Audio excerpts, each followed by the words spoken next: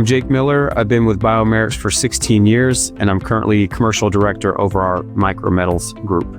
We've been stamping for over 40 years, so we have a great network of suppliers. We have a great network of customers.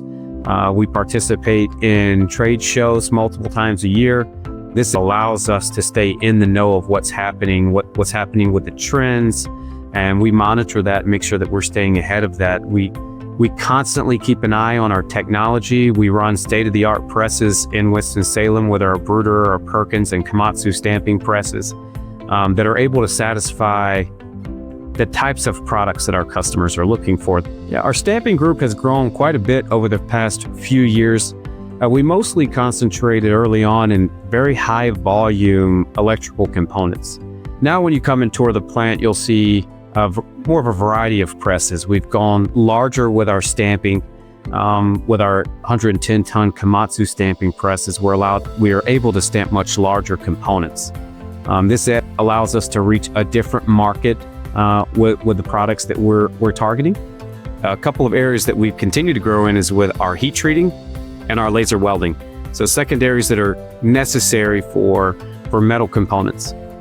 As we continue to grow, I would say we're still continuing to target adding additional presses.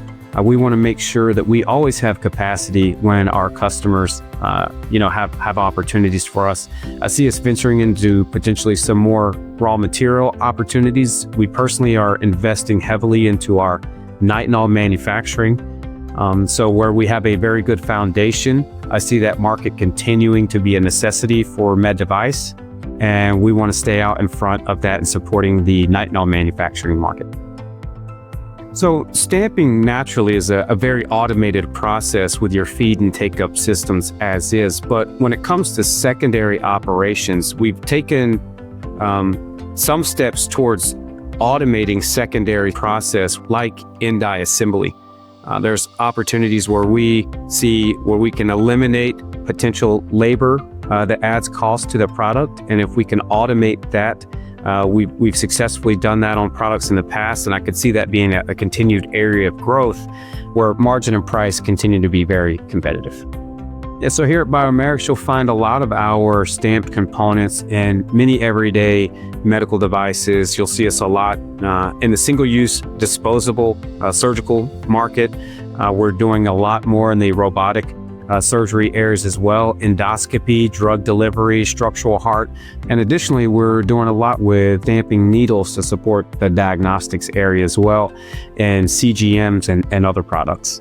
Really, we touch a lot of different markets for a lot of different customers, large OEMs, top 20 med device companies to mid-size and even startup companies. So vessel sealers have actually been a very hot topic around Biomerics lately, especially regarding progressive metal stamping. For those that are familiar with vessel sealing and dissecting, there's a component on that device called the electrode. And that is actually what is cauterizing the tissue before you would dissect it. That is a notoriously stamped part. But in addition to that, there's jaw frames or jaw substrates that actually add the structural integrity to support the clamping forces of these vessel sealers. That is now becoming a very much more commonly stamped part, where it used to be machined, it used to be mimed. We've often looked at converting those rigid metal components into a much more cost-effective stamp die.